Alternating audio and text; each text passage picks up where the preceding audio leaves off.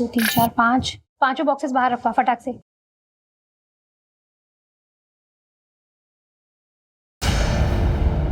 अरे रोहन, ये बॉक्सेस वहां क्यों पड़े हैं?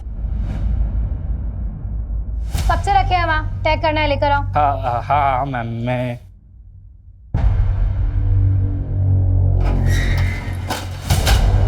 अरे रोहन, बॉस के कैबिन में क्यों लेकर जा रहे हो?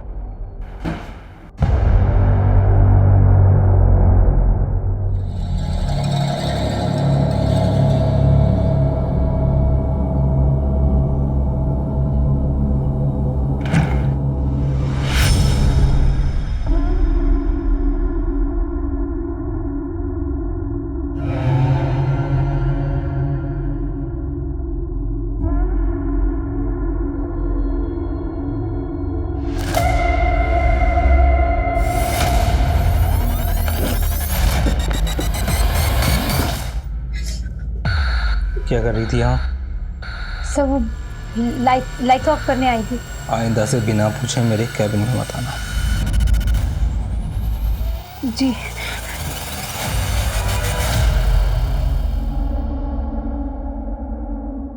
पल्लवी, तुम रो क्यों रही हो? जीजू, मैंने ऑफिस में ड्रग्स के पैकेट्स देखे। ड्रग्स? देखो, तुम ना इस समय बिल्कुल मत पढ़ना। तुम्हारा वो जो बॉस है ना प्रशांत, बहुत खतरनाक आदमी है। तुम ऐसा कुछ मत करना, मेरी मानो, कुछ मत करना तुम। मुझे बहुत डर लग रहा है जीजू। तुम डरो मत, मैं हूं ना तुम्हारे साथ। मैं तुम्हें कुछ नहीं होने दूंगा। अपनी हद में रह।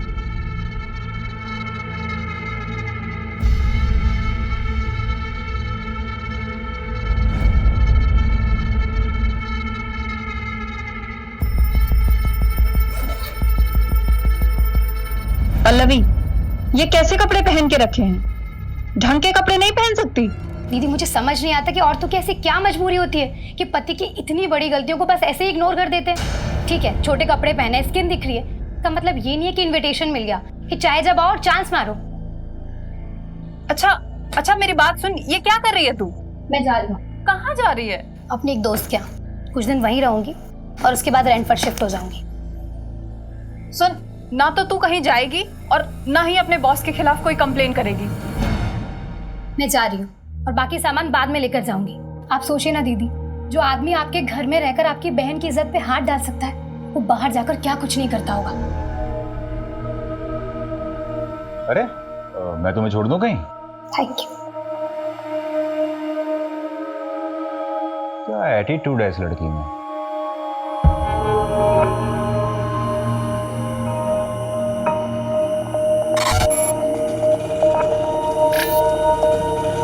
भैया, जानकी नगर जाएंगे। जानकी नगर के लिए ऑटो यहाँ से नहीं मिलेगी मैडम, आगे से राइट मारिए, वहाँ से मिलेगी। Thank you.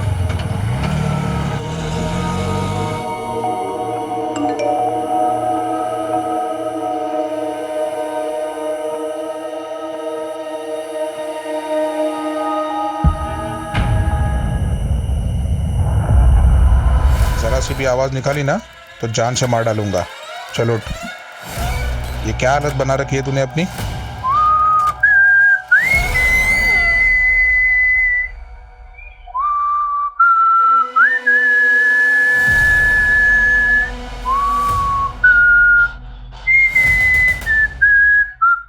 क्या कर रही हो ये सब?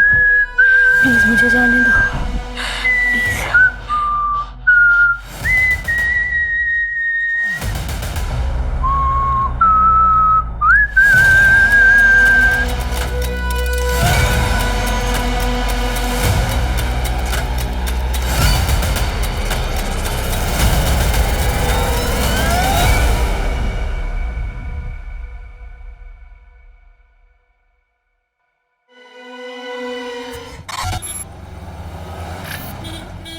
तू एक काम कर, जल्दी जा, जल्दी से अपना बैग रेडी करके आ। नगमा, इतनी देर लगा दी तुम लोगों ने। अरे क्या करेंगे, टेलर ने कपड़े ही नहीं सिले थे, बैठ के सिलाना पड़ा, वरना आयशा क्या पहनती। बहुत लेट हो गया। नगमा, ये फातिमा को सलामी पर दे देना।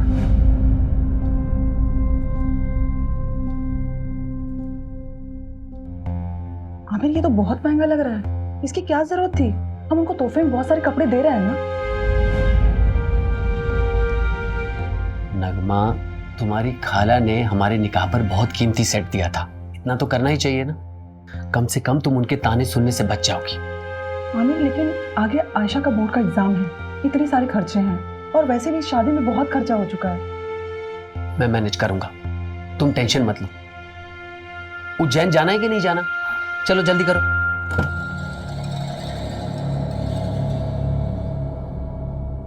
आयशा, अपना लोकेशन ऑन कर लेना और वहां पहुंचकर मुझे फोन करना। अरे आप क्यों चिंता करें, हम फोन करेंगे अब आपको। चलो अब वो टेंशन मत लीजिए, हम लोग अच्छे से पहुंच जाएंगे। ठीक है। हाँ।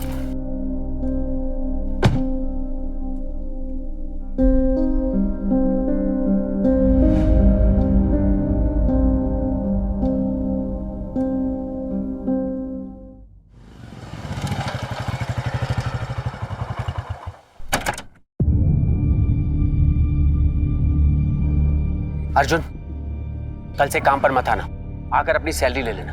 क्या हुआ आमिर भाई, सब ठीक तो है? एक हफ्ते में दूसरी बार कंप्लेंट आई है तुम्हारी। वो तो तुम्हारी बीवी पेट से है, इसलिए मैंने पिछली बार माफ करवा दिया था, पर अब मैं कुछ नहीं कर सकता। कोई दूसरा काम ढूंढ लो।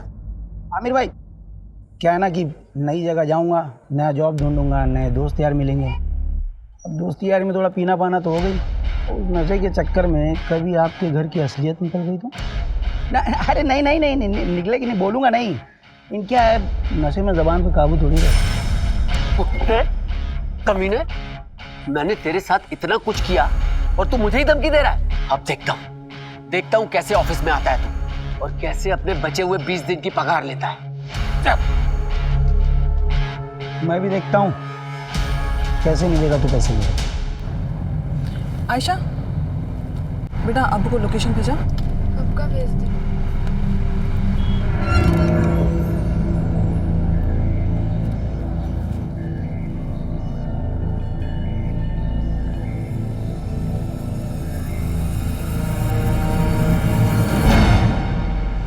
Excuse me sir, payment.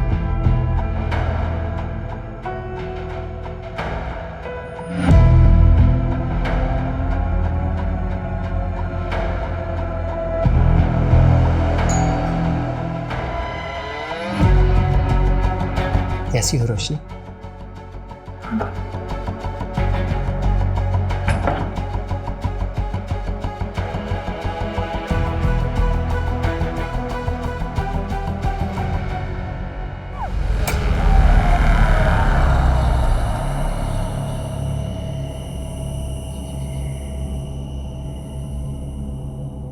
अरे रोशनी, इतना लेट?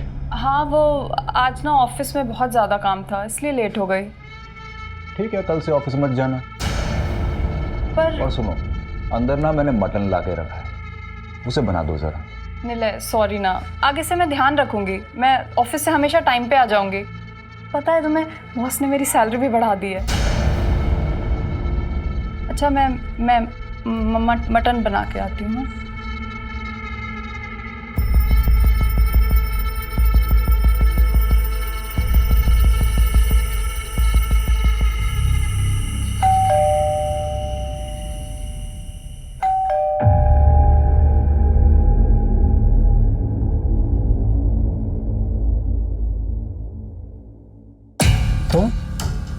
तुम्हारी हिम्मत कैसे हुई यहाँ आने की? यहीं रुको, मैं बताता हूँ तुम्हें। सर, आज सुबह ही बीवी नगमा और बेटी आयशा उज्जैन से लौटे हैं।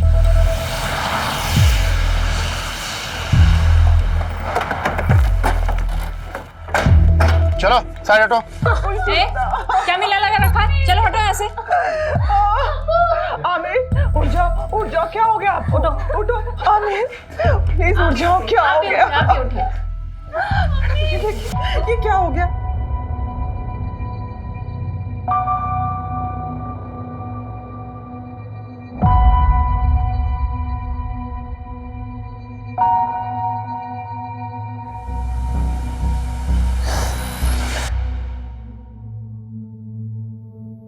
देखिए नगमा जी, मैं जानता हूं कि ये सही वक्त नहीं है, लेकिन इन्वेस्टिगेशन भी जरूरी है। आप हमें बता सकती हैं कि जब आप यहाँ वापस आई तो आपने सबसे पहले क्या देखा?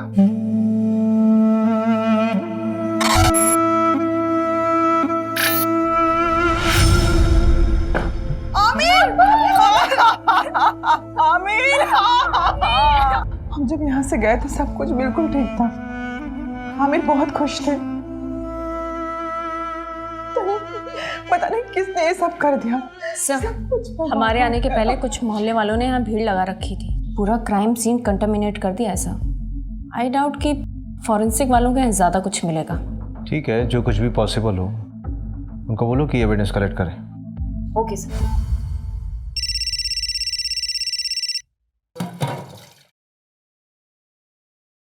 हेलो हेलो दीदी, दीदी प्लीज मुझे बचा लीजिए। नहीं मुझे नहीं पता मैं कहाँ हूँ, पर प्लीज दीदी मुझे बचा लीजिए, वो मुझे मार देगा। कौन मार डालेगा पल्लवी? दीदी प्लीज प्लीज।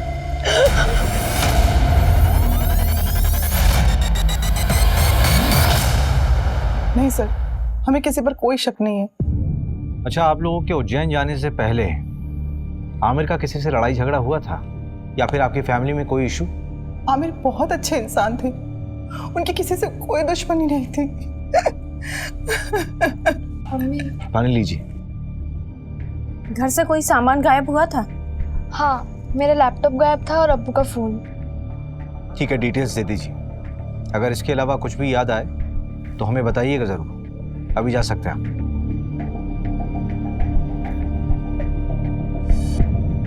मंजू, इस आमिर का बैकग्राउंड निकालो। Okay sir. आखिर ऐसा कौन हो सकता है जो उससे इतनी नफरत करता हो?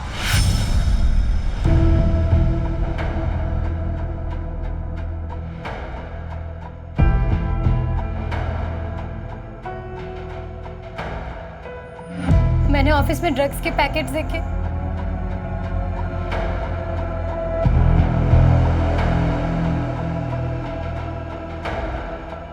रोशनी? आमिर? रोशनी तुम इतने सालों बाद? कैसी हो? क्या बात है, कुछ परेशान लग रही हो। सब ठीक तो है ना? आमिर, मुझे तुम्हारी हेल्प चाहिए। हाँ हाँ बोलो। गुड मॉर्निंग सर, मैं रोशनी वर्मा जॉब इंटरव्यू के लिए आई हूँ। Yes, coming. आमिर ने बताया था मुझे। फाइल? Yes sir. तो ये तुम्हारी पहली जॉब है? Yes sir. कंप्यूटर नॉलेज है? जी सर, पूरी मेहनत से काम करूँगी। मेहनत से नहीं रोशनी, स्मार्टनेस से काम करना होगा। करोगी ना? जी। आमिर के अकाउंट से एक होटल में रेगुलर पेमेंट्स दिखा रहा है, ऑलमोस्ट एवरी वीक। मैंने उस होटल में फ़ोन किया था तो वहाँ के रिसेप्शनिस्ट ने बताया कि आमिर यहाँ एक औरत के साथ आया करता था और दिए गए आईडी के मुताबिक उस औरत का नाम रोशनी वर्मा है। ये देखिए। इसका मतलब आमिर का एक्स्ट्रा मैरिटल अफेयर था। सर फिलहाल तो ऐसे ही लग रहा है। मैंने उस होटल की सारी सीसीटीवी फुटेजेस मंगा ली है। ये देखिए सर, ये वाली फुटेज, ये मर्डर के 2 दिन पहले की है।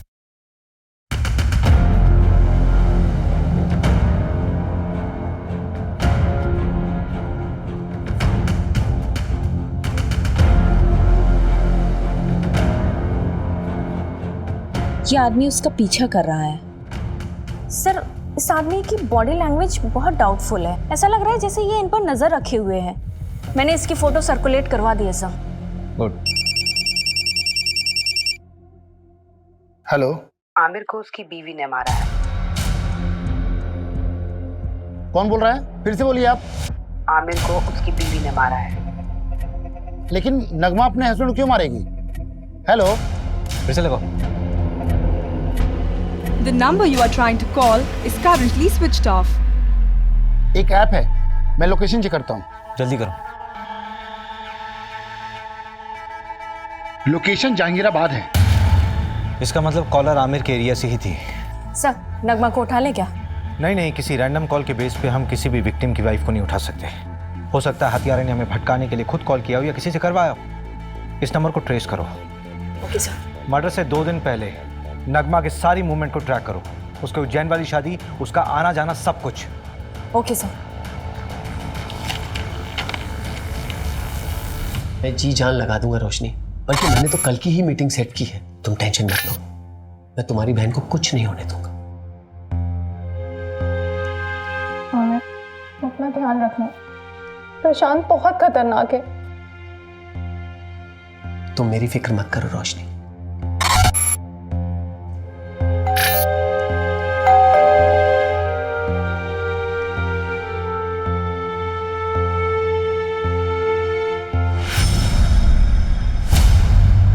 हमारा कोई अफेयर नहीं था। मैं और आमिर तो एक कॉलोनी में रहते थे और बचपन से ही एक दूसरे को जानते हैं। और वापस अभी 4-5 महीने पहले ही मेरी उससे मुलाकात हुई थी। ये चोट कैसे लगी? क्या हुआ है? कुछ नहीं मैम, वो किचन में काम करते टाइम लग गया।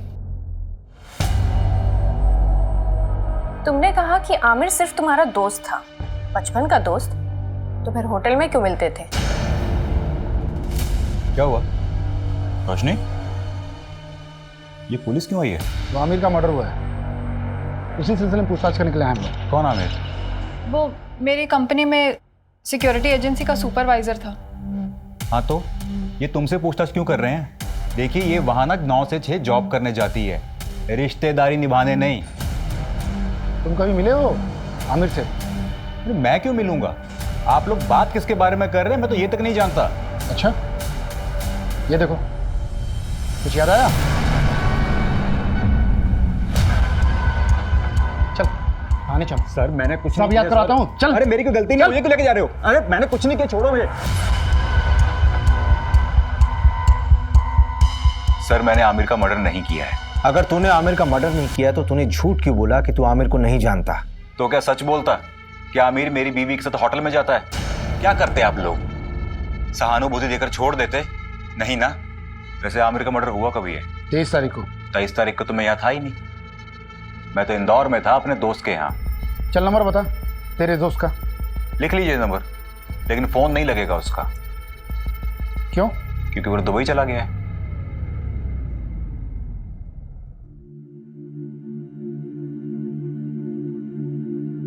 मास्टर जी इस बार फिटिंग बहुत अच्छी बनाना, हम शादी में जा रहे हैं। भाभी जी हाथ ऊपर करिए, काफी पतले हो गए। मास्टर जी आप भी ना। मास्टर जी इस काम के लिए कोई औरत नहीं मिलती आपको? आजकल फीमेल टेलर मिलती कहाँ है? इतने समय से हम कपड़े सिला रहे हैं, लेकिन हमारे मास्टर जी का हाथ कोई पकड़ नहीं सकता। हाँ हाँ वो तो मैं देख ही रहा हूँ। आपका काम हो गया हो तो अपना सामान उठाओ और निकलो यहाँ से। बोलने से पहले कुछ तो सोचा करो।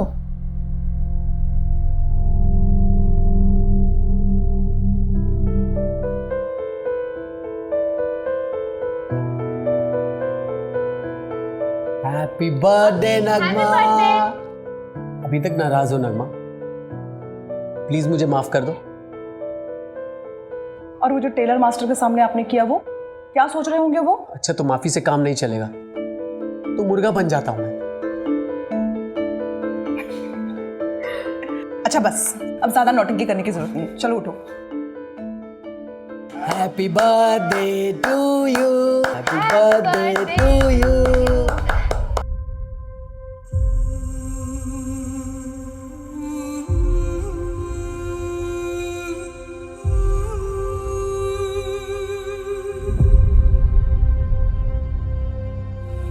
सर इनिशियल रिपोर्ट आ गई है। आमिर को करीब रात 11 से 1 के बीच मारा गया। जिस कैब से वो लौटे थे वो ट्रैक किया? नहीं, ऑनलाइन बुक कैब होती तो इजीली ट्रैक हो जाता। वैसे उज्जैन के सारे ड्राइवर से बात हो रही है।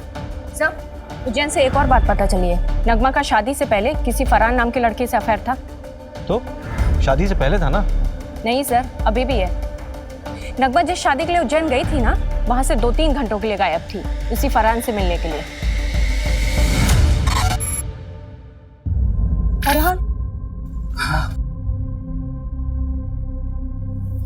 नगमा 2.5 लाख है, बाकी अगर और जरूरत पड़े तो बता देना। Thank you Farhan. लेकिन नगमा हम कब तक ऐसे छुप छुप के मिलते रहेंगे? थोड़ा वक्त दो मुझे फरहान। वैसे भी आयशा की जिम्मेदारी है मुझ पर। एक बार मैं आयशा का सब कुछ ठीक कर लूँ, फिर देखेंगे। और वैसे भी मैं किसी को दुखी नहीं करना चाहती।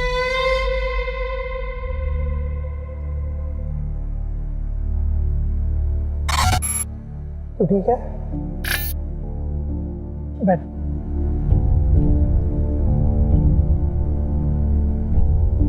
आयशा मैं क्या कह रहा था कि हमें ना आंटी से बात कर लेनी चाहिए। देख अभी अब्बू तो नहीं रहे ना, और मेरे घर वाले भी उंगली उठाएंगे, तो उससे पहले हमें शादी कर लेनी चाहिए ना। तुम क्या बात कर रहे हो सूरज? पहले कब्र के फूल को तो सूख जाने दो। आयशा मेरा वो मतलब नहीं था। पुलिस? अम्मी फिर से पुलिस वाले क्या करना है यहाँ? ये तलाशी ले रहा है। उस दिन भी गए थे, उन्हें कुछ नहीं मिला था, आज क्या मिलेगा नया उन्हें? रवि, हाँ पोस्टमार्टम और फोरेंसिक रिपोर्ट देना। ये लीजिए। सबसे पहले आमिर के सर पर वार किया गया किसी हैवी ऑब्जेक्ट से। उसके बाद 12 बार चाकू से स्टैब किया गया उसे। और दरवाजे पर कोई फोर्स एंट्री के निशान भी नहीं थे। इसका मतलब यह है कि आमिर ने दरवाजा खुद खोला था। यह कांड किसी एक का नहीं बल्कि 2 लोगों का किया हुआ है। किलर के साथ कोई और भी था। सर, लेकिन आपको ये क्यों लगता है कि वो 2 लोग थे? ये रिपोर्ट देखो मंजू, इसमें साफ दिख रहा है कि आमिर की मौत सर पे चोट लगने से और उसके शरीर में चाकू मारने से हुई, राइट? हाँ। लेकिन इन दोनों ही चोटों का फोर्स और इंपैक्ट बिल्कुल अलग है। देखो,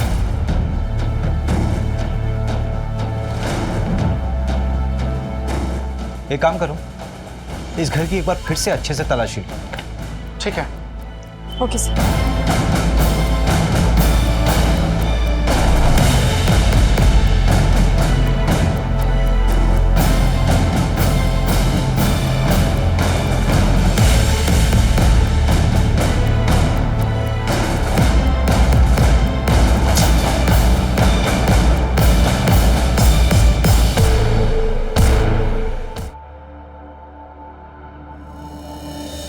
मैंने कुछ नहीं किया, आप मेरी बात तो सुनो। मैंने कोई खून नहीं किया। आयशा, नहीं मार सकती है। हम तो शादी में उज्जैन गए थे, अम्मी नहीं कर सकती हैं। आयशा, उन्होंने कुछ नहीं किया। मैडम मैंने कुछ नहीं किया, मेरी बच्ची अकेली। अम्मी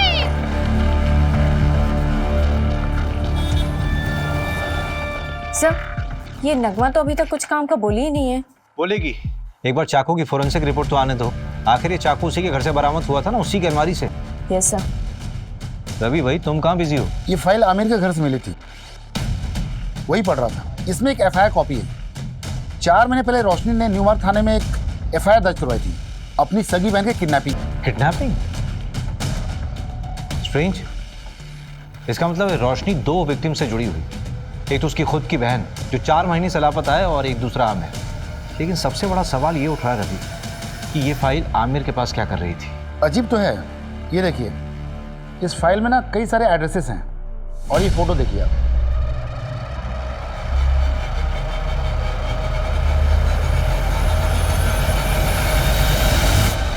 रवि, कहीं उस कॉलर के बोलने पे हम बहुत अलग तो नहीं जा रहे? हम नगमा से पूछताछ कर रहे हैं और मालूम चले कि केस कुछ और ही। एक काम करो, रोशनी को थाने बुलाओ। और सर, एक गार्ड के बारे में पता चला है, उसका नाम अर्जुन है। वो आमिर के अंडर काम करता है। उसका आमिर से झगड़ा भी हुआ था। मैंने कांस्टेबल सिन्हा को बोल दिया उसे उठाने को।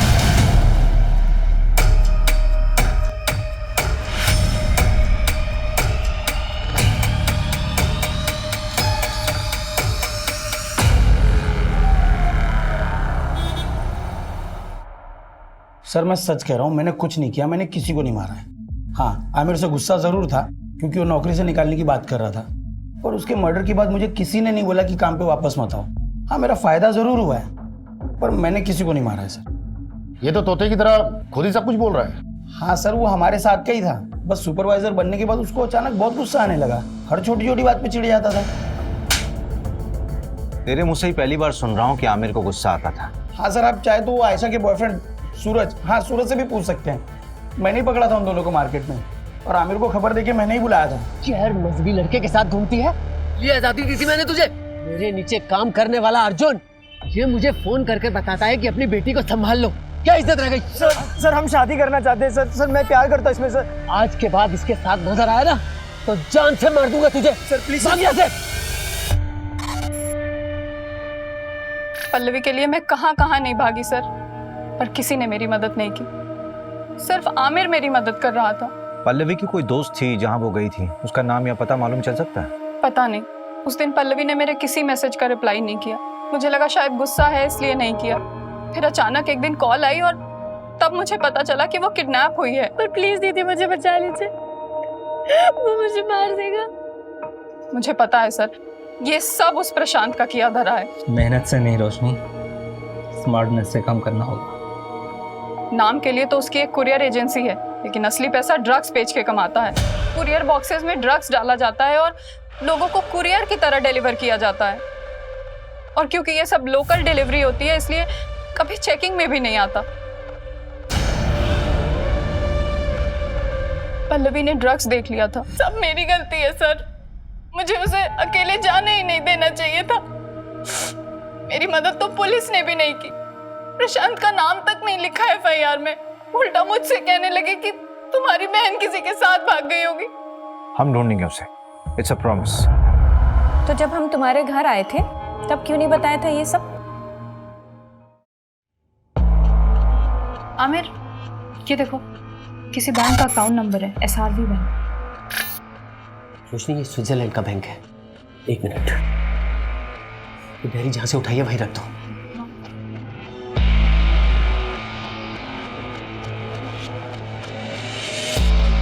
रोशनी इधर आओ। ये प्रशांत की प्रॉपर्टीज के पेपर है, उसके नाम कई प्रॉपर्टीज है। आमिर, शायद यहीं कहीं रखा हो उसने पल्लवी को। चलो हम अभी चेक करके आते हैं सारे एड्रेस। नहीं नहीं नहीं रोशनी, अभी बहुत लेट हो चुका, तुम घर जाओ। लेकिन मेरी पल्लवी। हड़बड़ी का काम नहीं है, बहुत रिस्की है। हम लोग कल मिलेंगे, चलो अभी इसको वापस रख दो। चल जल्दी जल्दी।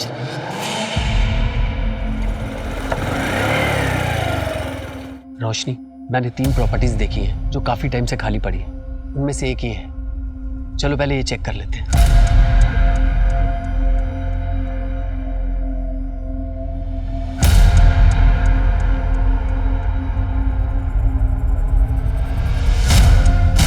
रोशनी, यहां तो कोई नहीं। चलो दूसरी प्रॉपर्टी में देखते हैं।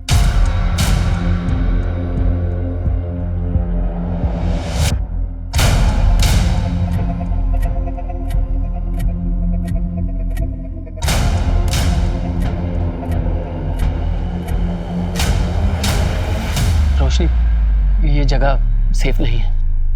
बाकी के एड्रेस मैं कल खुद आके चेक करूंगा, तुम मत आना। अब चलो।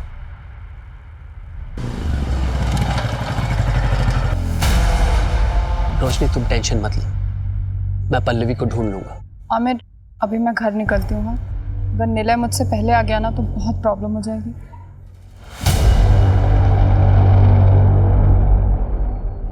मैं बहुत डर गई थी, शायद प्रशांत को सब पता चल गया था और पल्लवी तो अभी भी उसके कब्जे में है। आमिर को भी उसने मरवा दिया। सब मेरी वजह से हुआ है। वो प्रशांत कुछ भी कर सकता है। पता नहीं अब पल्लवी मुझे कभी मिलेगी भी या नहीं। आमिर के अलावा तो किसी को नहीं पड़ी थी उसे ढूंढने की। हम ढूंढेंगे उसे, इट्स अ प्रॉमिस। आप चिंता मत कीजिए, आप जाइए, पल्लवी को ढूंढना हमारी जिम्मेदारी है।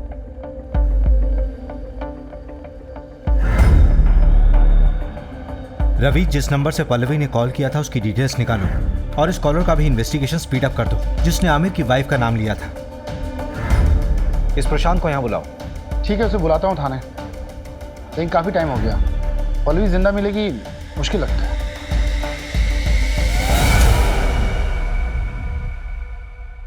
और इंस्पेक्टर साहब, बीवी बच्चे कैसे हैं आपके?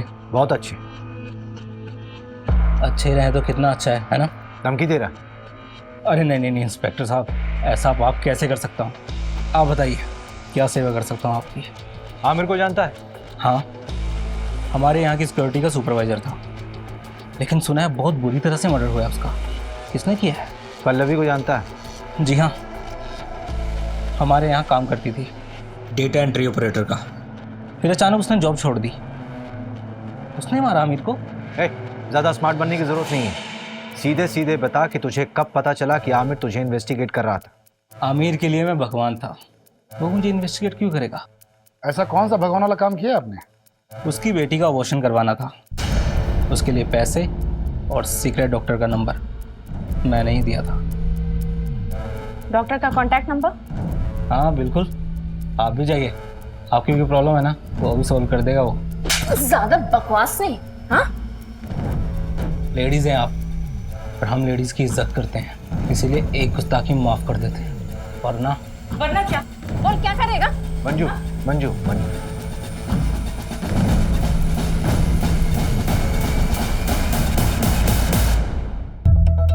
नहीं नहीं सर, हमारे यहाँ ऐसा कुछ भी गलत काम नहीं होता।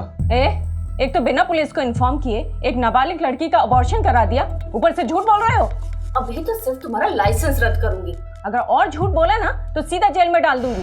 नहीं नहीं मैडम, ऐसा मत करना, मैं आपको सच्चाई बताता हूँ। आमिर 4 हफ्ते पहले ही आया था अपनी बेटी को लेके अबॉर्शन के लिए। आयशा, अभी तो सिर्फ 2 महीने हुए हैं, अभी तो अबॉर्शन हो सकता है। और आमिर, तेरी बेटी तो अभी नाबालिग है, पुलिस केस हो सकता है। डॉक्टर साहब, मेरे बच्चे की जिंदगी खराब हो जाएगी। वो लड़का इसकी क्लास का है, उसे जब खबर मिली तो वो घबरा गया। डॉक्टर साहब, आप इसका अबॉर्शन कर दीजिए, हमें कोई पुलिस केस नहीं करना। नहीं अब्बू, जो कुछ हो रहा है तेरे अच्छे के लिए हो रहा है। मैं ताने सुन सकता हूँ, लेकिन तू ताने नहीं सुन सकती। छोटे बच्चे की परवरिश करना इतना आसान नहीं है, खासकर जब उसका बाप उसके साथ ना हो। अब्बू ने मेरा साथ दिया था। तुम्हारा अबॉर्शन हुआ तो डेफिनेटली तुम्हें सूरज से भी मिलने से रोका गया होगा, तो क्या इन सारी बातों को लेकर सूरज गुस्सा था क्या आमिर से? देखिए, ना सूरज ने अब्बू को मारा है और ना अम्मी ने अब्बू को मारा है। आप शुरू से गलत इन्वेस्टिगेट कर रहे हो। देखो आयशा, अगर तुम्हें ये लगता है कि तुम्हारी मम्मी बेवजह लॉकअप में बंद है तो तुम्हें ही उनकी मदद करनी होगी ना, नहीं तो वो जिंदगी भर किसी और के जुर्म की सजा काटती रहेंगी। नहीं, ऐसा बिल्कुल नहीं होगा। वकील ने कहा है कि उनकी कल तक जमानत हो जाएगी, इसके बाद वो कभी भी जेल नहीं जाएगी। अम्मी ने कुछ भी नहीं किया है, इसलिए आप लोगों को कोई सबूत नहीं मिल रहा है। अब आप जाइए। न्यू मार्ग थाने बात हुई, लोकल पुलिस ने पल्लवी केस में प्रशांत से पूछताछ की थी, लेकिन उन्हें भी प्रशांत के खिलाफ कुछ भी नहीं मिला। हो सकता पल्लवी अपनी मर्जी से कहीं गई होगी। जिस नंबर से पल्लवी ने कॉल किया था वो नंबर भी ट्रेस नहीं हो रहा है, फेक आईडी पे लिया गया था और स्विच ऑफ हो गया। पर सर, पल्लवी को गायब करने का मोटिव तो बनता है प्रशांत के पास। नगमा का एक्स बॉयफ्रेंड फरहान का भी कुछ पता नहीं। हाँ, एक बात पता चली है, उसने नगमा को 2.5 लाख रुपए उधार दिए थे। 2.5 लाख है, बाकी अगर और जरूरत पड़े तो बता देना। अब इतने पैसों की उसे क्या जरूरत पड़ी, ये तो नगमा ही बता सकती है। ऊपर से मिस्ट्री कॉलर का अभी तक नहीं पता लगा जिसने नगमा का नाम लिया था। टेक्निकल टीम ने बताया कि यूज किया हुआ सिम और फोन दोनों ही फर्जी तरीके से खरीदे गए थे। हो सकता है बाद में डिस्ट्रॉय कर दिए होंगे, क्योंकि दोबारा उनसे कॉल नहीं हुआ है। इसका मतलब we are back to the square one here. हमारे पास सिर्फ ये सीसीटीवी फुटेज है जो पल्लवी की किडनैपिंग साइट से हमें कैमरे के थ्रू मिली। देखते हैं क्या होगा इसमें।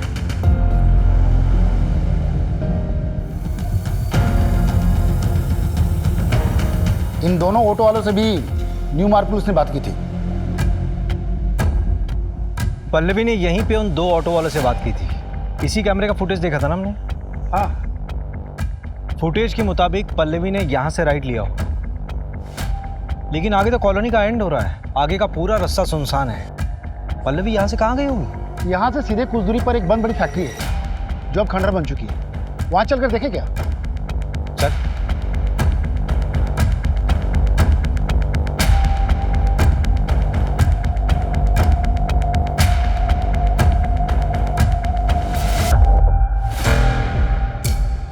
चेन से बांधा गया था, मेकअप का सामान।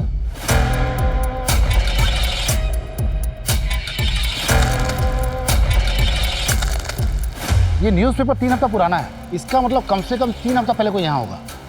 कहीं किडनैपर्स ने पल्लवी को यहाँ तो नहीं रखा होगा। सबसे पहले तो ये पता करो कि प्रॉपर्टी किसके नाम पे है। ठीक है, जल्दी। रवि, इंजेक्शन।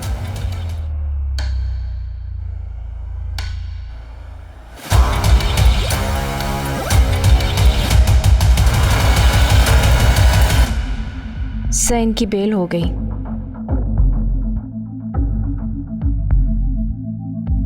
मेडिसिन की बाहर की लिस्ट आई है। कोई लीड मिला प्रशांत से कनेक्टेड? एक लीड है, नाम देखकर आप हैरान हो जाएंगे। हाईलाइटेड नाम देखिए। ये आमिर इंजेक्शन खरीदता था? हाँ सर, हो सकता है कि ये प्रशांत ने मंगवाया हो। प्रशांत ने आमिर की मदद की थी वो आयशा के अबॉर्शन केस में, तो शायद इसलिए आमिर ने उस एहसान के चलते प्रशांत का ये काम किया हो। और हो सकता है आमिर को ये पता भी ना हो कि वो इंजेक्शन क्यों खरीद रहा है, क्योंकि वो खुद पल्लवी को ढूंढ रहा था। लेकिन प्रशांत के खिलाफ हमारे पास कोई सबूत नहीं है। एक है, हल्का कनेक्शन है, पर एक मिला है। जिस लोकेशन में पहुंचे थे वो एक कंस्ट्रक्शन कंपनी के अंडर है, गंगवार कंस्ट्रक्शन, और इस गंगवार कंस्ट्रक्शन प्राइवेट लिमिटेड में 21% का स्टॉक होल्डर है प्रशांत।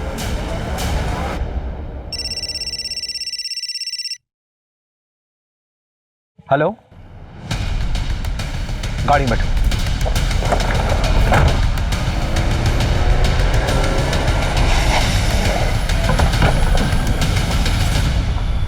किधर?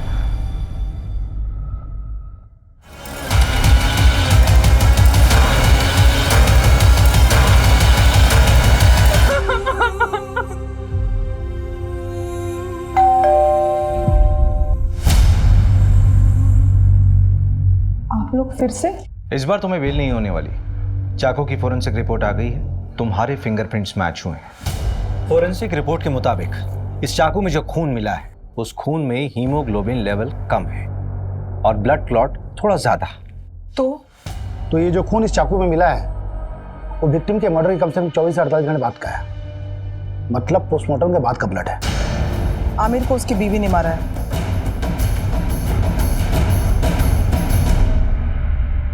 मैं अपना जुर्म कबूल करती हूँ, मैंने ही आमिर को मारा है। झूठ बोल रही हो तुम नगमा।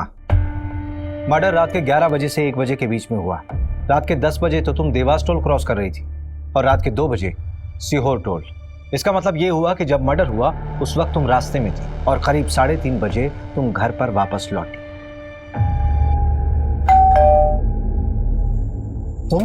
तुम्हारी हिम्मत कैसे हुई यहाँ आने की? रुको, मैं तुम्हें अभी देखता हूँ। तू चल मेरे साथ चल, अब जो मैं कहूंगी तो वही करेंगे। चल। आयशा बोलो, क्यों किया ये सब? देखो मैं जानता हूँ तुम दूसरी कैब करके पहले ही भोपाल पहुंच गई थी और तुम्हारी माँ नगमा बाद में अकेली आई थी।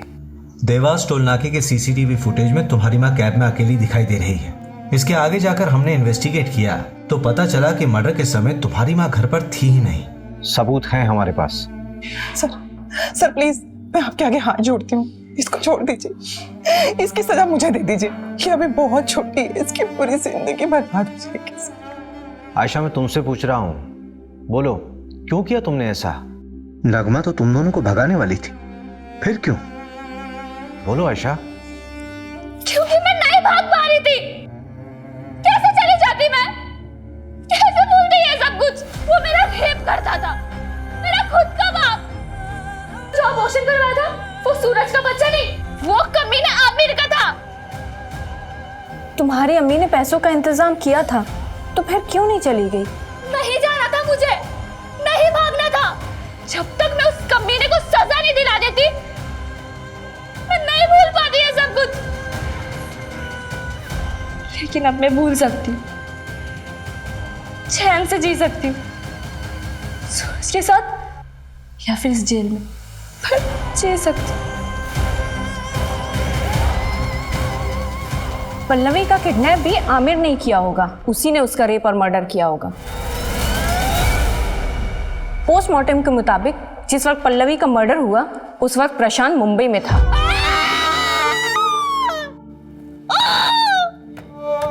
जिस तरह से इस केस में आरोपी खुद इस केस का सबसे बड़ा पीड़ित साबित हुआ है और पीड़ित इस समाज का सबसे बड़ा दरिंदा, उसको देखते हुए इस केस को रेयर ऑफ द रेयरेस्ट की श्रेणी में रखना गलत नहीं होगा।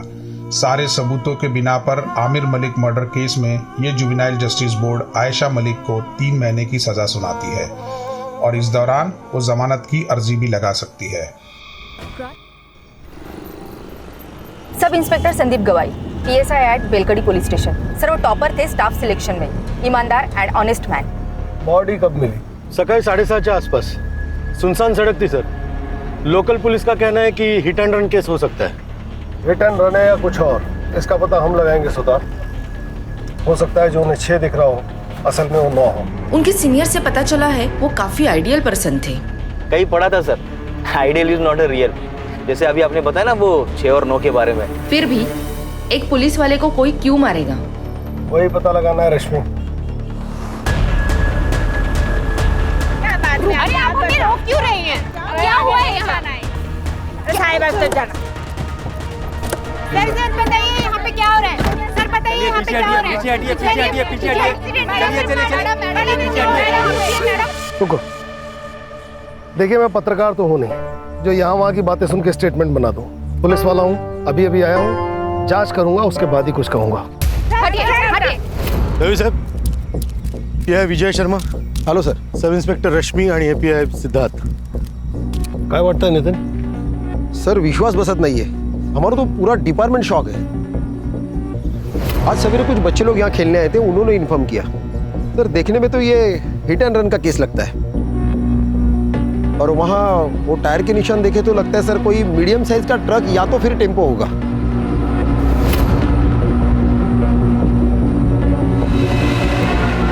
ये हिट एंड रन नहीं, मर्डर है। हिट एंड रन के केस में बॉडी पे अक्सर ऐसे टायर के मार्क्स नहीं होते।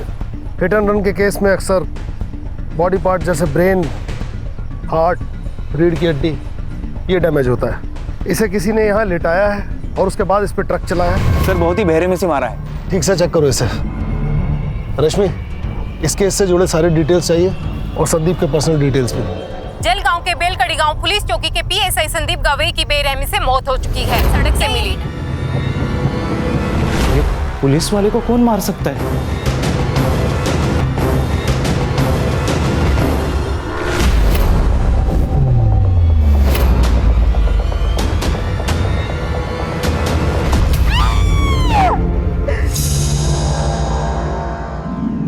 सर, संदीप की माँ ये मानने को तैयार ही नहीं है कि संदीप की मौत हो चुकी है। कैसे मानेगी सर? संदीप के सिवा उसका दुनिया में कोई नहीं था। अगले हफ्ते संदीप की शादी थी।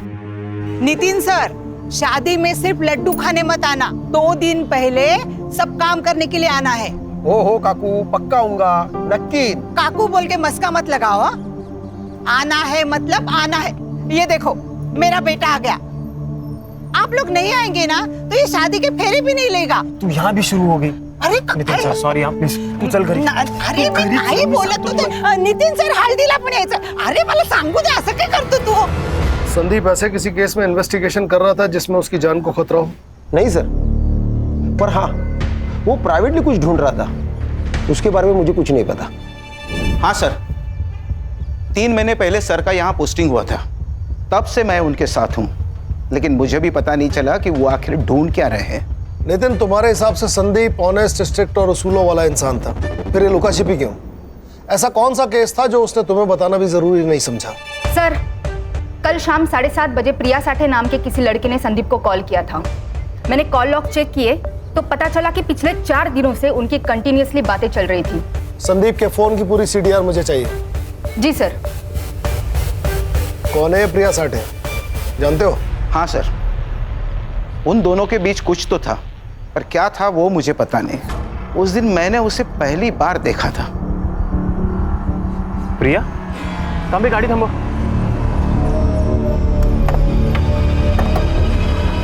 प्रिया,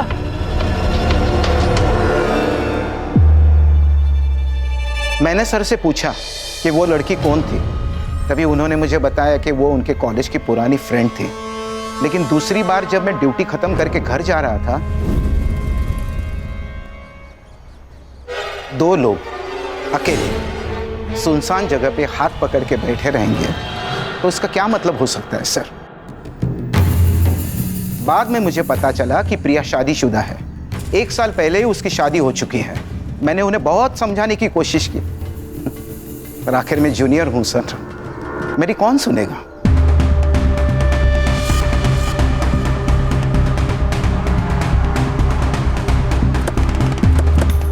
तुम्हारा संदीप के साथ क्या रिश्ता था?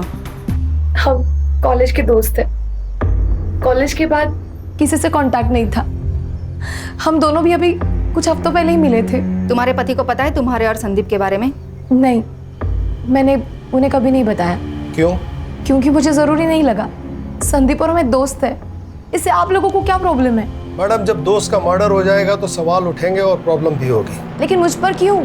हो सकता है कि आप दोनों का रिश्ता दोस्त से बढ़कर था और आप दोनों के इस रिश्ते के बारे में आपके पति मकरंद को इस बात का पता चल गया और उसने गुस्से में आकर संदीप का खून कर दिया। ये आप क्या बोल रहे हो? धोखा अक्सर मतलब पूरा होने के बाद ही दिया जाता है। ऐसा कौन सा मकसद था मैडम जो संदीप ने पूरा कर दिया था? बंद कीजिए ड्रामा। संदीप मेरे भाई की तरह था। तो आपके भाई साहब के बारे में आपके पतिदेव को आपने क्यों कुछ नहीं बताया?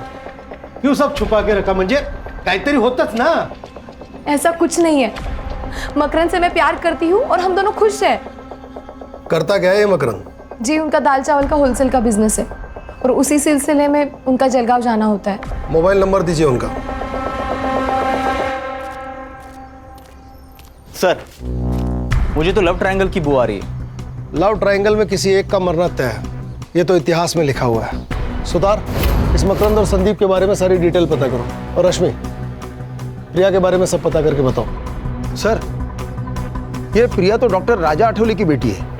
कौन है डॉक्टर राजा आठवले? सर, कहने को तो ये डॉक्टर है, लेकिन लोग इसे देव मानुस कहते हैं। पार्टी एक्टिविस्ट है, लोगों की काफी मदद करता है, लेकिन सर पुलिस से इसकी नहीं बनती, क्योंकि इन्हें हर पुलिस वाला बिका हुआ और करप्ट लगता है।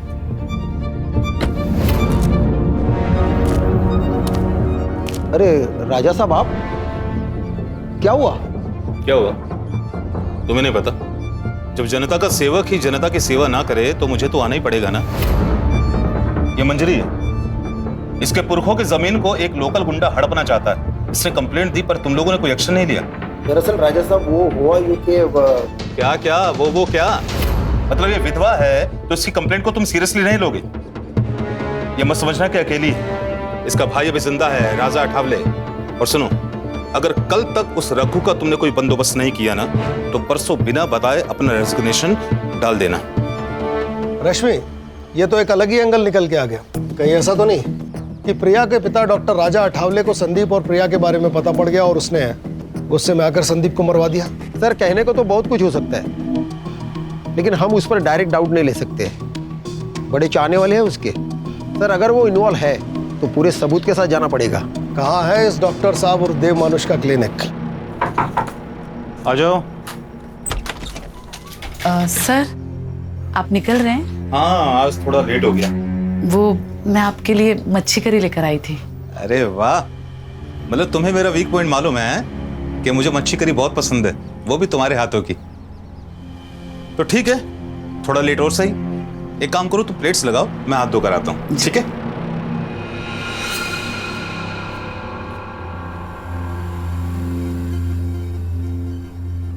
अरे वाह, खुशबू तो बहुत अच्छी आ रही है।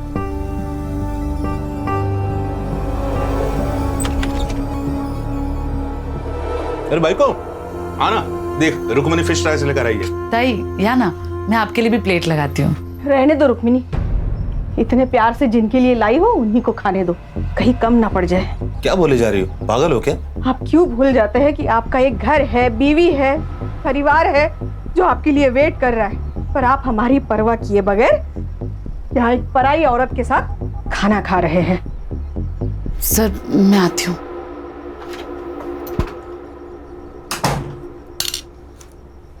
मेघा, बोलने से पहले सोच तो लिया करो। वो एक विधवा है, उसकी कोई फैमिली नहीं है, अपने पैरों पर स्टैंड हो जाए इसलिए मैंने उसे नौकरी दी, इज्जत की जिंदगी दी। तो तुम हम दोनों के बारे में, शर्म आती है मुझे तुम्हारे ऊपर। तो क्या कहूँ, सुबह क्लिनिक के लिए जल्दी चले जाते हो, रात में लेट आते हो। पेशेंट होते हैं मेघा, इसलिए देर हो जाती है। गंद भरा है तुम्हारे दिमाग में, निकालो से बाहर।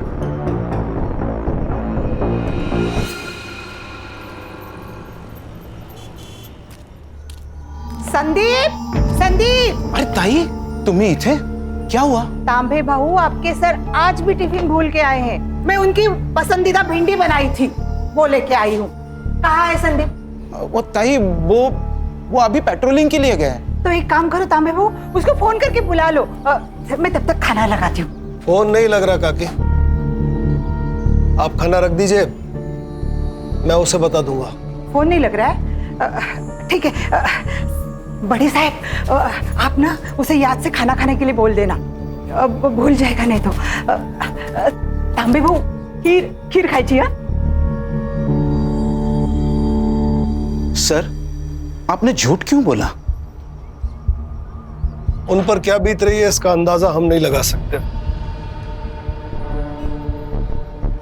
कभी कभी दिल से भी सोचना पड़ता है। सर, संदीप के पहले और कुछ अभी के केसेस देख रहा था, देखिए क्या आता है। देव मानुस ने मेरा बलात्कार किया है। किसने की है कंप्लेंट? सर, वो तो मालूम नहीं, क्योंकि ये कंप्लेंट शिकायत पेटी में पड़ी थी, लेकिन जिस औरत ने ये कंप्लेंट की वो सामने आई ही नहीं। संदीप सर ही इस केस का इन्वेस्टिगेशन कर रहे थे। राजा साहब को छोड़ दो। अरे उन्होंने कुछ नहीं किया। क्या कहा? किसी ने मेरे खिलाफ रेप की कंप्लेंट की? हाँ। अच्छा, एक काम कीजिए, जिसने कंप्लेंट की है उसको यहाँ पुलिस स्टेशन में अभी बुलाइए। सच का सच और झूठ का झूठ सब क्लियर हो जाएगा। देखिए, हम उसे यहाँ नहीं बुला सकते। सर, बाहर बहुत सारी औरतें आई है, नारे लगा रही है, धमकी दे रही है, इन्हें छोड़ने के लिए कह रही है। सर, मुझे डर लग रहा है कहीं वो औरतें अंदर ना आ जाए। छोड़ो राजा साहब को छोड़ दो, उन्होंने कुछ नहीं किया है। ऑफिसर, मेरे पति को सब लोग देव मानुस कहते हैं और आप उन्हीं पर गलत इल्जाम लगा रहे हैं। देखिए, मैं सिर्फ अपना काम कर रहा हूँ। इनके खिलाफ कंप्लेन आई है तो इंक्वायरी के लिए इन्हें यहाँ बुलाना पड़ा। इंस्पेक्टर साहब बिल्कुल सही कह रहे हैं। तुम सभी लोग बाहर जाओ, चलो बाहर जाओ, चलो। इंस्पेक्टर साहब पूछिए, आपको जो कुछ पूछना है। पूछताछ हुई पर कुछ हाथ नहीं लगा। जिस लड़के ने कंप्लेंट की थी वो सामने आई ही नहीं। और फिर केस बंद हो गया। क्या करें सर, इस शहर के आधे लोग डर की वजह से कंप्लेंट ही नहीं करते। ये भी तो हो सकता है कि तुम जैसे डर कह रहे हो हालात वही हो। लेकिन सर, ये भी तो हो सकता है कि वो कंप्लेंट ही झूठी हो। मेरा मतलब है, हर अच्छा काम करने वाले आदमी के दुश्मन भी बहुत सारे होंगे। और सर, आजकल तो हर कोई लड़की ये कहती है कि मेरा रेप हुआ है। क्या बात कर रहे हो सिद्धार्थ? कोई लड़की ऐसा झूठ नहीं बोल सकती, उसके लिए बहुत बड़ी बात है। रश्मि मैडम, फेक एलिगेशंस के कितने केस आते हैं हमारे पास, और इन लड़कियों के फेक एलिगेशंस की वजह से कितने ही लड़कों की जिंदगी बर्बाद होते हुए देखी मैंने अपनी आंखों से। इसका मतलब है हर लड़की झूठी है? मैंने ये तो नहीं कहा ना, मैंने तो बस इतना कहा कि हर लड़की सच्ची नहीं होती, बस। देखो तुम ज्यादा बस साला, हर जगह शुरू हो जाते हो। जब से इंक्वायरी शुरू हुई है तब से इस देव मानुस का नाम दूसरी बार आया है। इसकी और इसके फैमिली की पूरी कुंडली चाहिए मुझे। Yes sir. ये लो। वाओ, कैसे लगे? बहुत खूबसूरत है बाबा। अभी कहाँ खूबसूरत, ये दिखाओ। खूबसूरत तो अब लगेंगे बेटा। अच्छा बताओ, कॉलेज कैसा चल रहा है तुम्हारा? कॉलेज? आई को क्या हुआ? आई क्या हुआ तुझे? तू ऐसे गुस्सा होकर क्यों आ गई आई? अरे कुछ नहीं हुआ, ये तेरी आई मुझसे गुस्सा है। क्या है ना, उससे लगता है कि मैं तुझे टाइम नहीं दे पाता। आई, ये सब बाबा अपने लिए ही तो करते हैं ना, सब इन्हें देव मानुस बोलते हैं, पर मेरे लिए तो मेरे बाबा एकदम सुपर हीरो जैसे हैं। सुनाएगा? तुझे कॉलेज के लिए लेट नहीं हो रहा है? ओह हाँ, मैं बैग लेकर आई। हाँ ठीक है बेटा, जल्दी आना, मैं तुम्हें ड्रॉप कर दूंगा ना। वो चले जाएगी। आई, मैं ना आते आते दीदी के घर होते हुए आऊंगी। बाय। चलो बाबू चलो। हाँ चलो चलो, आओ चलो मेघा, शाम को मिलता हूँ। देख, तू अच्छे से पढ़ाई करेगी ना, मैं तेरा एडमिशन मुंबई के सेंट मेरी कॉलेज में कराऊंगी। फिर तू मुंबई में रहेगी और वहीं से पढ़ाई करेगी। अरे दीदी, लेकिन उसके लिए तो कितने सारे पैसे चाहिए ना, हम कहाँ से लेंगे इतने सारे पैसे? तो उसकी चिंता मत कर, मैं मैनेज कर लूंगी। बस तू पढ़ाई पे ध्यान देना। और चाहिए? नहीं दीदी, बस हो गया।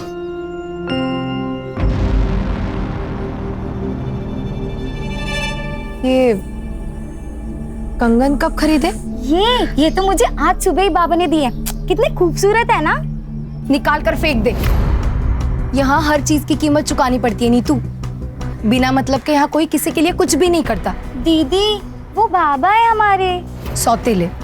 और मैं इतना गुस्सा क्यों कर रही हूँ ना, तेरी माँ से जाके पूछ। मुझे किसी से कुछ नहीं पूछना। तू जलती है मुझसे क्योंकि बाबा ने तुझे कुछ गिफ्ट नहीं दिया, मुझे कंगन दिए, इसलिए जा रही हूँ मैं। नीतू, नीतू बात सुन मेरी। नीतू,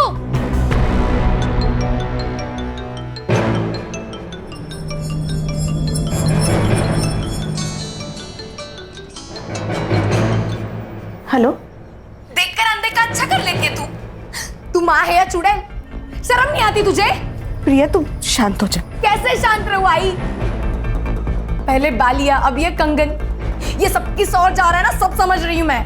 देख तू चुप बैठ। चुप रहकर ही तो सब कुछ सह लिया, लेकिन नीतू ये नहीं सहेगी। अब तो समझ आई, बचा लिया अपनी बेटी को।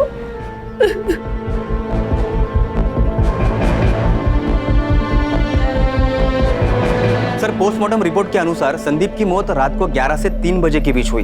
एक्सीडेंट? नहीं सर आपने बिल्कुल ठीक कहा था। यहाँ सर के पीछे वार किया गया था सर, और सर बेहोशी की हालत में उसके ऊपर ट्रक चलाया गया। कौन कर सकता है ये सब? प्रिया, मकरन या फिर डॉक्टर राजा अठावले? सर, संदीप के कॉल लोकेशन के हिसाब से वो मर्डर वाले दिन रात को 9:30 बजे अपने घर से निकला था और डॉक्टर राजा के क्लिनिक गया था। तब से उसका फोन स्विच ऑफ है। इसका मतलब सर, जो कुछ भी हुआ है वो सुनसान सड़क और क्लिनिक के बीच हुआ है। सुतार, कुछ ज्यादा ही शरीफ नहीं है देव मानुस? एक औरत इसके खिलाफ कंप्लेन करती है, संदीप की मौत इसके क्लिनिक की ओर इशारा करती है। सर, ऐसे साधु संत बाबा बहुत देखे हैं मैंने जिंदगी में। एक बुरा काम छुपाने के लिए 10 अच्छा काम करेंगे। सर, अगर ये दोषी हुआ ना तो सबसे पहले इसको मैं ही मारूंगा सर। मैं मारूंगा? आपको लगता है संदीप को मैंने मारा? हो सकता है। उस दिन रात 10 बजे संदीप आपकी डिस्पेंसरी के आसपास था, फोन भी यहीं बंद हुआ। जो कुछ हुआ यहीं हुआ। देखिए, मेरा क्लिनिक मार्केट के बीचों बीच है और जहां तक मेरी बात है, मैं लगभग रात को 9:40 पर एक पेशेंट विजिट पे गया था। पेशेंट का नाम? शोभा वैद्य। रश्मि, शोभा वैद्य से मिलो और इस डॉक्टर अठावले की उस रात की लोकेशन वेरीफाई करो। या तो ये बहुत बड़ा शातिर है या फिर सच में देव मानुष। हो सकता है कि सर शिकायत पेटी की कंप्लेंट जेन्युइन हो और उसका इस केस से कोई रिलेशन ही ना हो सकता है। एक काम करो सिद्धार्थ, पिछले 6 महीने में डॉक्टर अठावले को जिन औरतों ने रेगुलर विजिट किया है उनसे पूछताछ करो, उनके हैंडराइटिंग सैंपल्स लो और उसे उस लेटर से मैच करो। ये इस केस को नई दिशा दे सकते हैं। पिछले 6 महीने में जो भी सुसाइड और मिसिंग केस हुए हैं उन सब की फाइल तांबे से लो, कुछ ना कुछ जरूर मिलेगा। समझ गया सर। सुधरवो, चला। रश्मि, मकरंद का कुछ पता चला? जलगांव में ही है या कहीं और? पता नहीं सर, पिछले 24 घंटे से उसका फोन स्विच ऑफ आ रहा है और उसकी last call location बेलकड़ी bus stand थी। ये दोनों मियाँ बीवी मिलके कहीं हमें घुमा तो नहीं रहे? ये प्रिया के पास चले सर? तुम जाओ और जो मैं कहता हूँ वो बोलो। मुझे नहीं पता मकरंद कहाँ है। और तुम्हें कोई परेशानी नहीं है? मतलब तुम्हारा पति गायब है पर तुम्हारे चेहरे पे कोई चिंता नजर नहीं आ रही है। प्रिया, तुम संदीप को अपना दोस्त मानती थी ना, तो यही वक्त है अपनी दोस्ती निभाने का। मैं जानती हूँ संदीप के जाने का सबसे बड़ा दुख तुम्हें हुआ है। कुछ तो गलत हुआ है उसके साथ। वो बहुत खुश था। तू ही चॉइस कर ले यार। संदीप, मैंने सिर्फ उसकी फोटो देखी है। मैं तुम्हें सजेस्ट कर सकती हूँ, चॉइस तो तुम्हें ही करना पड़ेगा। हम एक काम करते, ये तीनों ले लेते। अच्छा, इतना प्यार? अभी से इतना प्यार करोगे ना तो तुम्हारी बीवी तुम्हें जोरों का गुलाम बना के रखेगी। संदीप एकदम परफेक्ट पति था, जैसा हर लड़की चाहती है। क्या तुम्हारे और मकरंद के बीच में कोई प्रॉब्लम्स थे? मुझे ऐसा लग रहा है कि तुम मकरंद के साथ खुश नहीं थी। बोलो प्रिया, मैं यहाँ तुम्हारी मदद करने आई हूँ। हमारी शादी को 1 साल हो चुका था। मकरंद बच्चे के लिए एकदम डेस्परेट हो गया था। एक दिन हम डॉक्टर के पास चले गए तो पता चला कि प्रॉब्लम मुझ में है। मैं उसे बच्चा नहीं दे सकती थी। उसी दौरान संदीप की पोस्टिंग यहाँ पर हो गई थी। उसे मैं अपने सारे प्रॉब्लम्स बताती थी, लेकिन मैं जानती थी कि मकरंद इस बात को नहीं समझेगा। इसलिए संदीप के बारे में मैंने उसे कभी कुछ नहीं बताया। संदीप का मर्डर और मकरंद का गायब होना, इसमें कुछ तो कनेक्शन हो सकता है प्रिया। तुम जानती हो मकरंद कहाँ हो सकता है? मकरंद का हमेशा जलगांव आना जाना होता है। वहां पर उसका जो दोस्त है अजित देशमुख, शायद उसे कुछ पता हो। देखो सर, इन दोनों की हैंडराइटिंग भी मैच नहीं हो रही। सर, मेरी उत्तरा बीमारी से तंग आ गई थी सर। रात भर रोती थी, उसे जीना ही नहीं था, इसलिए उसने खुदकुशी कर ली। उत्तरा राजा अठावले की पेशेंट थी। हो सकता है कि बात कुछ और हो। 1 मिनट, आप राजा साहब पर शक कर रहे हो? अरे देव मानुस है वो। मैं आज जो स्कूल में क्लर्क की जॉब कर रहा हूं ना, उनकी वजह से मुझे और उत्तरा को हमारे बुरे समय से उन्होंने निकाला था। देखिए सर, मुझे इस बारे में आपसे कोई बात नहीं करनी। आप प्लीज जाइए। मेरे पति को मरे बहुत साल हो गए सर। ये कौन सा एप्लीकेशन फॉर्म है? क्या है ना मैडम, हम ग्राम पंचायत से आए हैं। वो क्या है ना, सरकारी कामकाज रहता है तो रोज नए नए फॉर्म, नए नए कागज लगते रहते हैं। बस अब हाँ, आप बस ये फॉर्म भर कर दीजिएगा, बाकी हम लोग देख लेंगे। हाँ, ये लीजिए बस। ये लीजिए।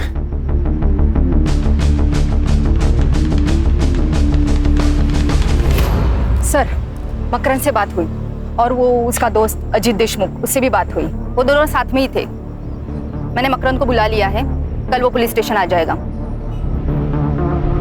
अरे बैठ ना मकरंद, सुधर भाऊ दांड का घेजर आप। क्या रे? हाँ, 3 दिवसापासून फोन बंद करून बसलायस। तेरे को क्या लगा तू फोन बंद करके बैठेगा तो तेरे को हम भूल जाएंगे? हाँ, तेरे को पकड़ नहीं पाएंगे। बोल सच सच बता, क्यों भागा था घर से? क्या करता मैं उस घर में रहकर? मुझे उस प्रिया की शक्ल भी नहीं देखनी थी। उसने धोखा दिया है मुझे और मेरी फैमिली को। मतलब? प्रिया कंसीव नहीं कर पा रही थी, इसलिए हम डॉक्टर के पास गए। स्कैन किया, जब मैंने रिपोर्ट देखी तो मैं पागल हो गया था। इतना बड़ा धोखा। हाँ, तेरे पास यूट्रस ही नहीं है तो बच्चा कैसे होगा? ये क्या कह रहे हो आप? मुझे कुछ समझ नहीं आ रहा है। 2 साल पहले ही तेरा यूटेरस निकाल दिया और तू कहती है तुझे कुछ भी पता नहीं। पागल समझाए मुझे? जानवर हूं मैं जो तेरे बाप ने मेरे सामने ये मांस का टुकड़ा डाल दिया? ना तू पूरी बीवी कहने लायक है, ना पूरी औरत। जो औरत बच्चा पैदा नहीं कर पाए वो औरत कहलाने के लायक नहीं। तो जैसे लोगों के लिए अलग अस्पताल होना चाहिए, इलाज की जरूरत तुझे है। देखिए सर, ये सारी बातें है ना आपके शहर में ठीक है, लेकिन हमारे यहाँ शादी के बाद अगर बच्चा ना हो तो वो शादी नहीं मानी जाती। अच्छा, तो अधूरी शादी को पूरा करने के लिए अफेयर किया तूने? क्या बकवास कर रहे हो आप? ये सब अरे सर रहने दीजिए। अरे मैं देखता हूँ ना इसे। अरे बकना आगे और उसके बाद उल्टा जवाब दिया ना, समझ लेना। बताता हूँ। प्रिया से दूर रहने के लिए मैं मेरे दोस्त अजीत के पास सातारा में रहने गया। वहाँ मेरी मुलाकात अजीत की बहन कविता से हुई। हम दोनों एक दूसरे से प्यार करने लगे और हमने शादी करने का फैसला किया। मुझे प्रिया से और प्रिया की फैमिली से कोई दुश्मनी नहीं है। बस मुझे खुश रहना है। तू जानता था संदीप और प्रिया की दोस्ती के बारे में? अगर मुझे उन दोनों पर शक होता तो सबसे पहले मैं प्रिया को मार देता, संदीप को नहीं, क्योंकि प्रिया ने मुझे फंसाया है, संदीप ने नहीं। अगर उन दोनों में कुछ होता भी ना तो सबसे बड़ी खुशी मुझे होती। जान तो छुट्टी उस प्रिया से। ठीक है, जा। और सुन, कितना भी जरूरी काम हो, बेल कड़ी छोड़ के जाने की गलती मत करना। ठीक है सर। मकरंद सच कह रहा है। मैंने उसकी जिंदगी खराब की है, लेकिन मुझे सच में नहीं पता था कि मेरा गर्भाशय निकाला गया है। तुम जानती हो ये मुमकिन नहीं है। मतलब तुम्हारा ऑपरेशन हुआ और तुम्हें पता ही नहीं चला? वो मैं प्रेग्नेंट थी। आई वॉज रेप्ड और मेरा बलात्कार करने वाला कोई और नहीं था, मेरा बाप डॉक्टर राजा अठवले। बाबा के गुजर जाने के बाद हमारी हालत बहुत खराब थी। मैं सिर्फ 14 साल की थी और नीता 10 साल की। हमारे खातिर आई ने दूसरी शादी की, लेकिन एक रात मैंने देखा वो डॉक्टर मेरी आई के साथ बलात्कार कर रहा था। एक मिनट, बलात्कार? हाँ, वो आदमी राक्षस से कम नहीं है। सेक्स के लिए पागल है वो। मेरी आई को तकलीफ में देखकर उसे मजा आता था। तुम्हारी माँ को ये सब पता था? हाँ, और फिर भी वो चुप रही। मुझे पता है ये सब बहुत गलत है, पर अगर डॉक्टर साहब ना होते तो हम किसी रोड पे खड़े होते और आता जाता हर कोई तुम्हारी इज्जत से खेलता। यहाँ पे तो बस एक ही भी तुझे पुढे हाथ जोड़ते। किसी से कुछ मत कहना, कुछ मत कहना। फिर 2 साल मेरे साथ ये रोज होता रहा। जब मैं प्रेग्नेंट हुई तो आई ने मेरे अबॉर्शन के साथ मेरा गर्भाशय में निकलवा दिया। और ये बात मुझे मकरंद से पता चली। बहुत गुस्सा आया था मुझे। क्यों आई, क्यों? मुझे लगा था शादी के बाद मेरी तकलीफ कम हो जाएगी, लेकिन तूने मेरी शादी भी तोड़ दी। मकरंद मुझसे अलग होना चाहता है, मैं क्या करूं? हाँ, फिर से तेरे पास आके रहूं और बार बार तेरा पति मेरा रेप करे? यही चाहती है ना तू? यही चाहती है ना?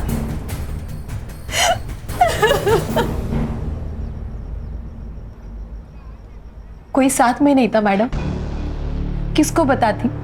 तभी मेरी मुलाकात संदीप से हुई। मैं उसे सब कुछ बताती थी, उसी के सामने रोती थी। चुप रहकर कुछ नहीं मिलेगा प्रिया, तुम्हें बोलना पड़ेगा। सब खत्म हो जाएगा संदीप। तो अब क्या ठीक चल रहा है प्रिया? देखो, अगर तुम ऑफिशियल रेप की कंप्लेंट नहीं डालोगे तो मुझे ये केस अपने हिसाब से हैंडल करना पड़ेगा। और कुछ भी हो जाए, मैं तुम्हें इंसाफ दिलवा कर ही रहूंगा।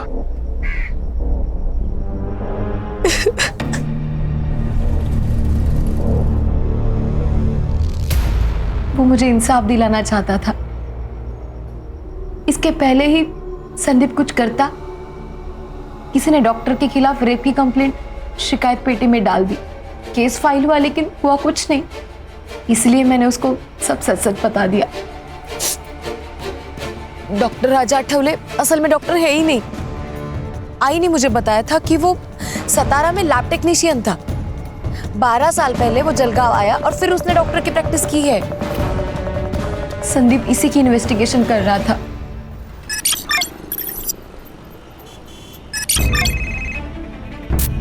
हाँ बोलो सुतार। सर, शिकायत पेटी की हैंडराइटिंग मैच हो गई सर। किसके साथ? शोभा वैद्य, जिससे मिलने उस रात राजा आठवले गया था। कभी कभी ऐसे लगता है कि मैं उसे ये बात नहीं बताती तो शायद आज संदीप जिंदा होता। ये सब कुछ मेरी वजह से ही हुआ है। सब कुछ मेरी वजह से। सही थे सर, आप बहुत शातिर कौवा है ये। साधुच्या वेशात राक्षस है। अब इस राक्षस के उद्धार का वक्त आ गया सुतार। पक्के सबूत जुटाओ इसके खिलाफ, फिर निकालेंगे इसकी बारात पूरे शहर में।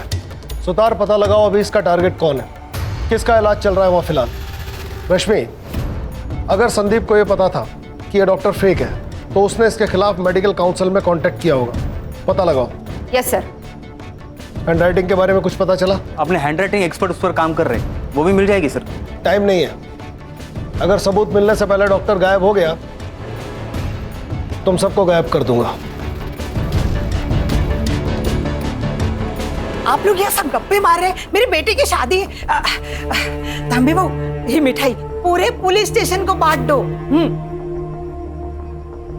बड़े साहब नमस्कार, मेरे संदीप की शादी का कार्ड है, लीजिए।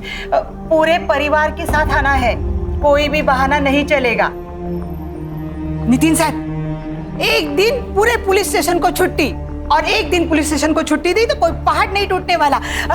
आप सब लोग ना शादी में आना। और संदीप भी ना कहाँ चला गया पता नहीं, सारे काम मुझे करने पड़ रहे। ए साधना, तू पढ़ेगा लगना ला। सर ये कुछ ज्यादा ही नहीं हो रहा है सर। इनके दिमाग से वो सदमा निकालना होगा, नहीं तो बेचारी सारी जिंदगी भर संदीप का इंतजार करती रहेगी वो। सर, इन्होंने तो अभी तक संदीप की बॉडी भी क्लेम नहीं की है।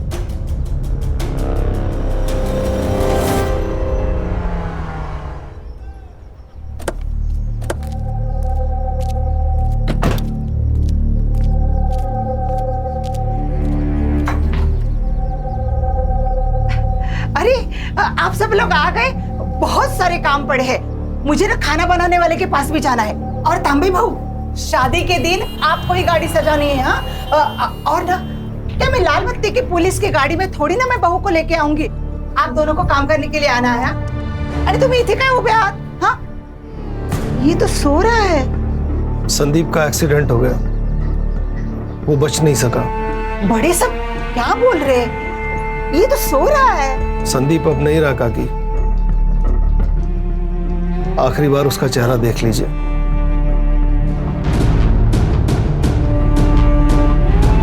किसी के खोने का दर्द क्या होता है ये मैं अच्छी तरह जानता हूं।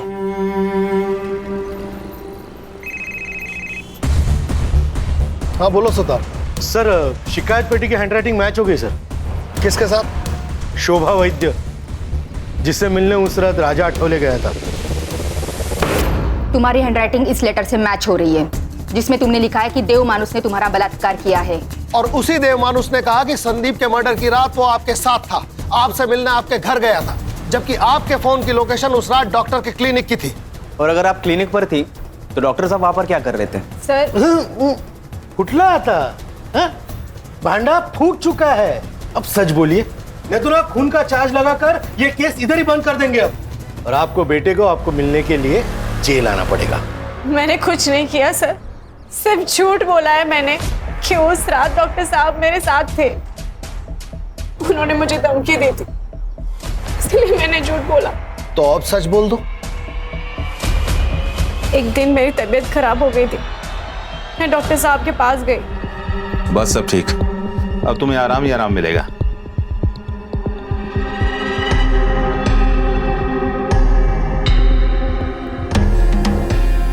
उसके बाद ये हर रोज होता रहा।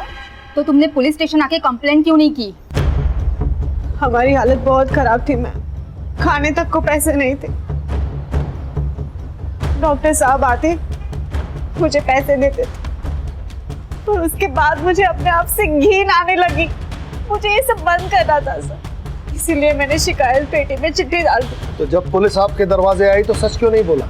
डर गई थी सर मैं कि अगले दिन अगर डॉक्टर साहब छूट के आ जाते वो मुझे भी मार डालते। मुझे भी? मतलब? उस रात डॉक्टर साहब ने मुझे क्लिनिक बुलाया था, वहां संदीप सर भी आए थे। डॉक्टर का धर्म होता है जिंदगी देना, जिंदगी लेना नहीं। पर ये तू नहीं समझ पाएगा क्योंकि तू डॉक्टर है ही नहीं। इंक्वायरी की है मैंने तेरी, ये जो डिग्रियां लटकाई हुई है ना, सब फेक है। कौन यकीन करेगा रे तेरा? देव माणूस है मैं, देव माणूस। दबाओ यहां से, तेरा पैसा पहुंच जाएगा स्टेशन में। उसका यूट्रस निकाल दिया ताकि वो फिर से प्रेग्नेंट ना हो पाए। तू देव मानुस नहीं है, तू राक्षस है, राक्षस।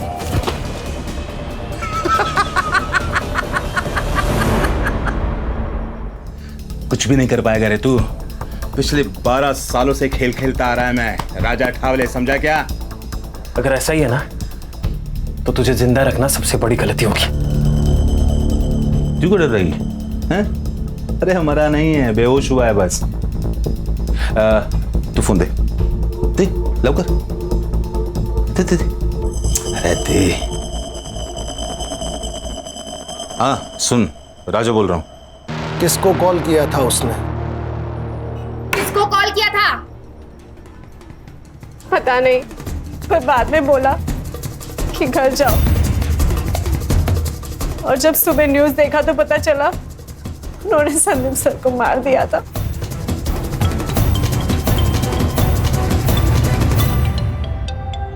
उठाओ, लाउड स्पीकर पे लो। क्लिनिक पर अभी कोई नहीं है, जल्दी आ जाओ अभी तुरंत। चलो उठा के लाते हैं इस देव मानुस को। सर इसको ना मैं ही मारूंगा।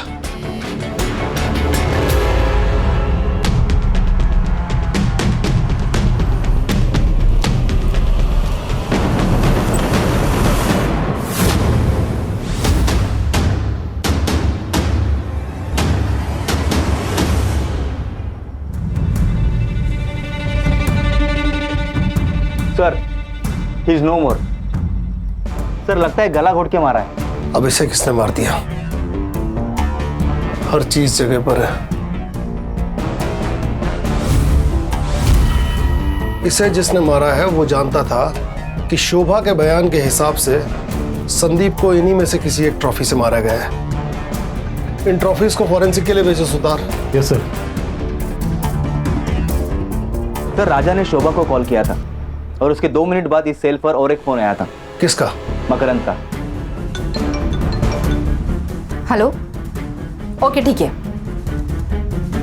सर। ये देखिए, राजा ने उस रात शोभा के फोन से मकरंद के दोस्त अजित को कॉल किया था। इस मकरंद के फोन को ट्रेस पे डालो। सुधार, बॉडी को पोस्टमार्टम के लिए भेजो। उस रात राजा ने शोभा के फोन से अजीत को फोन किया। अजीत का फोन मकरंद ने उठाया क्योंकि अजीत और मकरंद दोनों साथ थे और मकरंद यहां उसकी मदद करने आ गया। सर, मकरंद की लोकेशन मिल गई है। चल। ठीक हो? चल।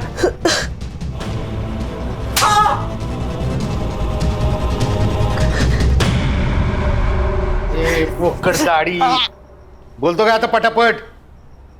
मैंने और कविता ने शादी करने का फैसला ले लिया था, लेकिन मेरा बिजनेस ही अच्छा नहीं चल रहा था और ये बात अजीत को पता थी। उसने तो मेरे सामने शर्त ही रख दी थी, अगर मेरी बहन के साथ शादी करना चाहते हो तो तुम्हें 25 लाख रुपए जुटाने पड़ेंगे। मैंने तो टेंशन के मारे घर ही जाना छोड़ दिया था, लेकिन मुझे प्रिया का कॉल आया था। उसने मुझे बताया कि डॉक्टर साहब ने उसके साथ जबरदस्ती की थी और उसी की वजह से वो प्रेग्नेंट हुई थी। लेकिन ये बात जब डॉक्टर को पता चली तो उसने उसका यूट्रस ही निकाल दिया था।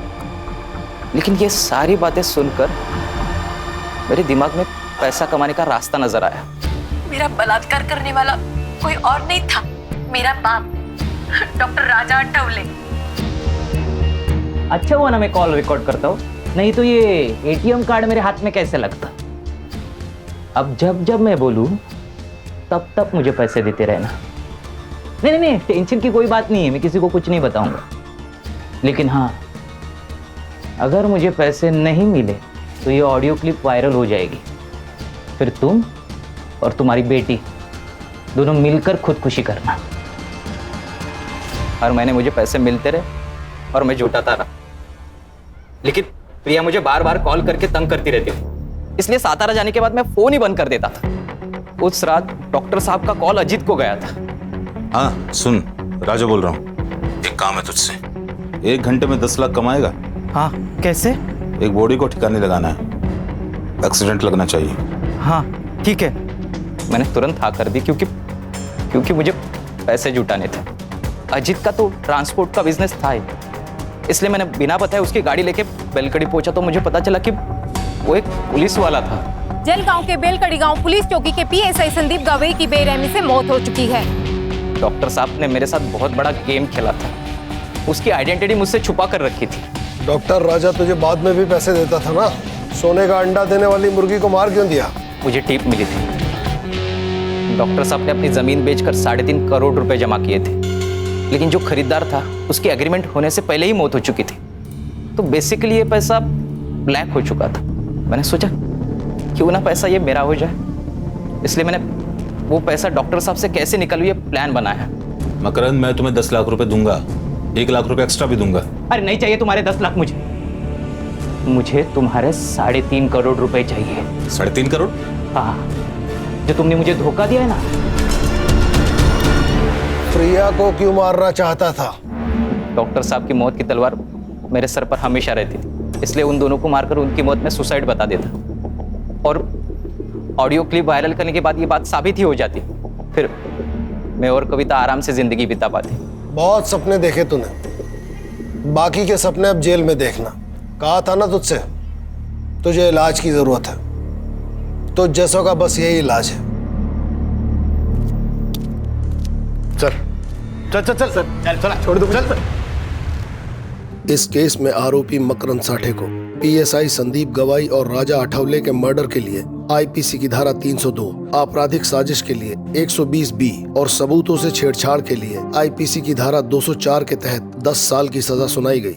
क्राइम पेट्रोल के ऐसे ही मजेदार एपिसोड्स देखने के लिए हमारे चैनल को सब्सक्राइब करें